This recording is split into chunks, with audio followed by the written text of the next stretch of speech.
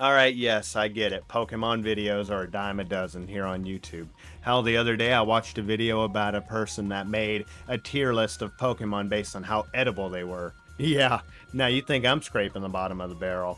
By the way, go check out the video. They did a really good job on it. But father figures in media are something I have a big interest in given my background and my studies in the family. And some of the videos I've made on this channel may lead you to that point as well. Real quick, before I begin, I do want to say hit the like button and subscribe if you like the video. I'm sorry to get that out of the way early, but most of y'all will click off in the first 30 seconds. No offense, that's just how YouTube is. Anyway. Now, to give you some perspective, it is more common a trope in a Pokemon game to not have a father than it is to do gym battling. And no, I'm not kidding. Look it up. Now, you might say, well, what's the big deal? Why does this matter? And you might be right, because no one's playing these games for the story, usually.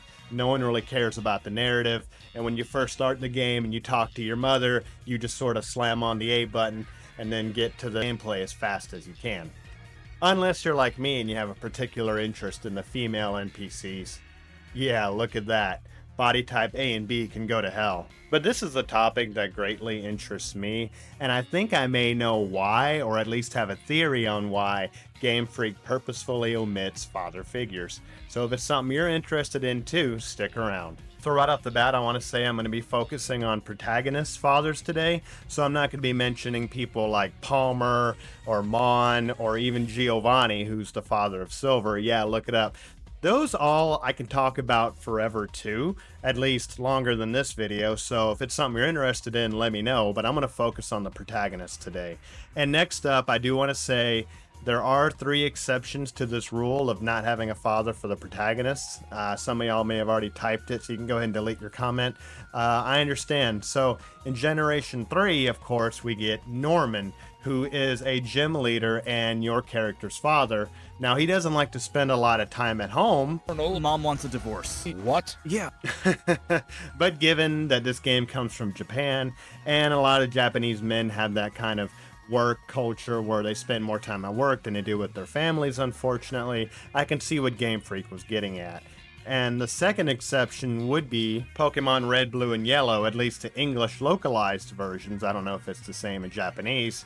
But when you go to the Celadon department store, you can look at one of the TVs and it'll say, a sports game is on TV. Dad-ul, that's important, love this. Dad will love this implies that dad is still around, he's just not in your life or he's not in the game necessarily. And of course, the third exception would be Pokemon XD Gale of Darkness, which I talked a lot about in my Pokemon Coliseum Iceberg. Please go check it out. So let's go back to the first game, Generation 1, Red, Blue, and Yellow. Yellow being my first video game I ever played. So right off the bat, you find your character playing the Super Nintendo, implying that he is a young man playing a game. And right when he goes, and the first person you talk to, your mother tells you it's time for you to go on an adventure.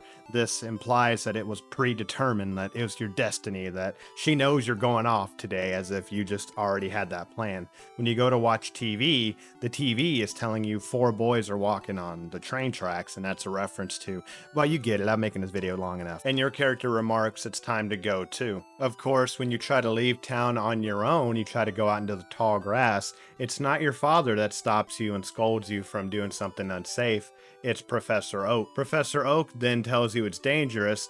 Well, yeah, I mean, this is a world full of 3-foot tall rats and bees that can jump out at you for no reason. He then takes you back to his lab to give you a Pokemon to defend yourself with, along with his grandson, Blue, who, conveniently enough, also doesn't have a father in the game.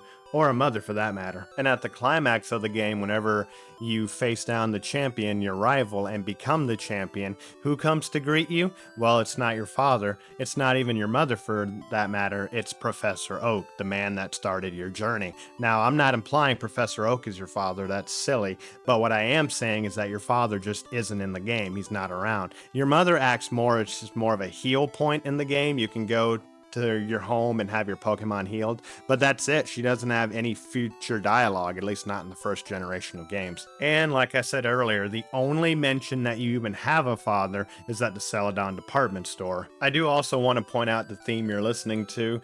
Pallet Town. Now, this might be filling you with some nostalgic vibes, right? It does for me too. Hell, I felt nostalgic for it whenever I was a kid playing this for the first time when the game was brand new to me.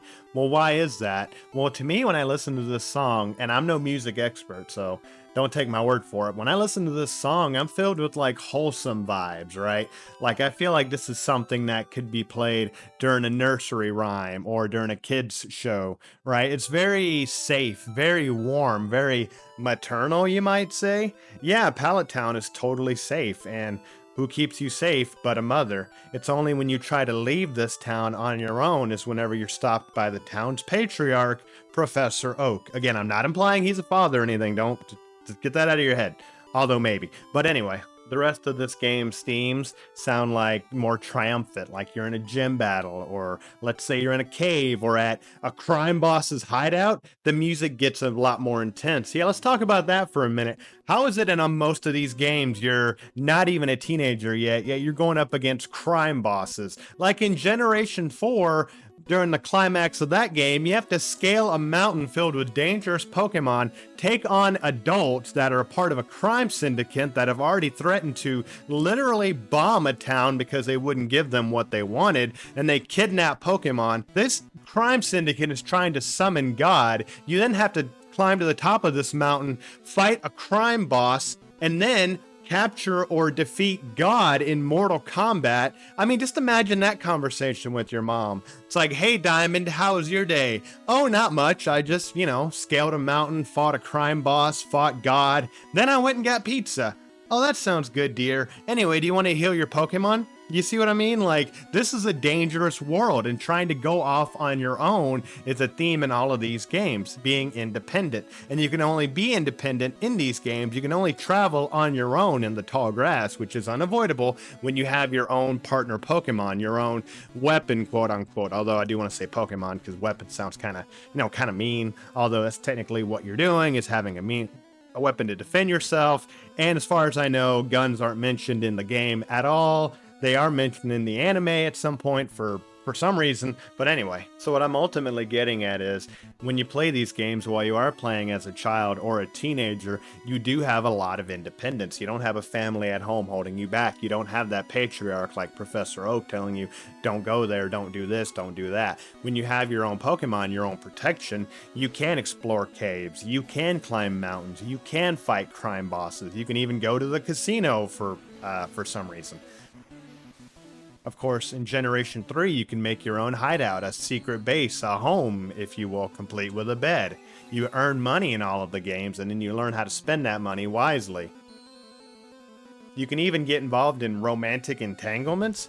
Yeah, in some of these games, there's implied romances, such as in Generation 3, Brendan and May, and Generation 5, Black and White 2, you can meet up with Curtis or Yancey, who is implied to be a romantic interest as well. So let's think about that for a second. Making your own home, earning your own money and spending it wisely, and getting involved with people romantically. What does that sound like? Oh, I don't know. It sounds like what you and I had to do was become independent, become adults. Unless you're a minor watching this video. In that case, why are you on the internet? But as adults, we had to do all these things. And that's part of what these games is all about. Independence, going off on your own, becoming an adult, becoming a man in many cases, right? All right, Red Showman, I get it, but everything you're saying can apply to a mother too. Yes, but let me explain, because the fact that you don't have a male role model, a father figure telling you what to do and not to do in the game is very important in my opinion. Right from the start, like I said, trying to go out off on your own in the dangerous area, Professor Oak stops you. Again, the town's patriarch, I'm assuming, right? However, your mother's always at home, at least for the most part in these games. You can always fly home at any time, or bicycle home, or surf home, or whatever, and your mother will greet you and they'll heal your Pokemon, and you can just sit at home if you want and not do anything. If you're too scared to go into that dark cave, you don't have flash or whatever, you don't have to leave. If you're too scared of going to that crime boss's dungeon, you don't have to go there. You can just sit at home. You can play your SNES. Of course, the game won't progress, you won't do anything, but you'll always be safe. Your Pokemon won't be harmed, right? Because in these games, there is no father figure keeping you safe. There is a professor telling you, don't ride your bike indoors, for for some reason. But there's no one telling you, hey, don't go into that dark cave, or hey, your Pokemon are wounded, you better go heal them up before you get attacked by 3-foot-tall bees, like I like to talk about a lot. No, not the bees! Not the bees! Ah! Open my eyes! Because, I mean, look at Beedrill. It just looks so menacing. How is this world real? No, if you want a safe, homey experience, you can just sort of sit at home, hang out with your mother, not do anything, and always be safe. But that's not why you play a game. That's not why you got this game. You get this game to go on an adventure, right? And that's why you go off on the adventure and no one's telling you what to do, and you become independent. And I guess in a way, if you defeat the champion or whatever else they want you to do in the game, you can come back home, but this time as a grown man or woman. I believe all of these games are a coming of age adventure, right? And I believe it's about coming into adulthood. So that's why I think that your family doesn't hold you back in these games at all, particularly not a father.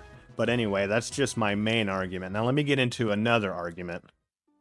Now I want to get into something a bit deeper, a bit more esoteric, if you will. Thank you for sticking in there with me. I know it's getting to be a long video, especially since I just came up with this idea on a whim in my head when I was at work just a few hours ago, but hear me out. So I believe there's a deeper meaning behind not having a father in these games. Of course, independence, I believe, is one factor. I believe there's another factor, and that's aspiring to be somebody who you can never beat. Or the idea of having a higher power greater than yourself that you can look up to, that you can strive to be like, but you can never achieve.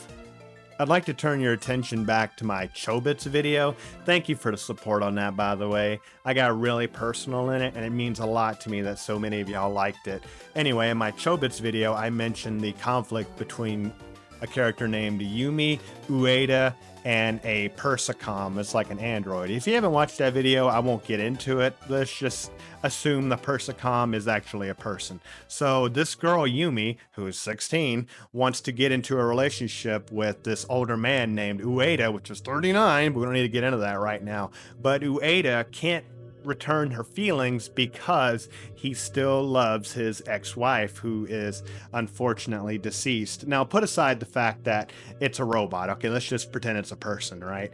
The fact is, this crushes Yumi, especially when Yumi realizes his ex-wife's name was also Yumi. So you have to understand why she's upset, because she thinks she can't compete. I mean, he can't return her feelings because of this dead wife, and she can't compete with somebody who's not there, a ghost. Because how can you compete with somebody that's bigger than you, that's going to be better than you forever? They're forever gone. You can never compete with them on this mortal plane.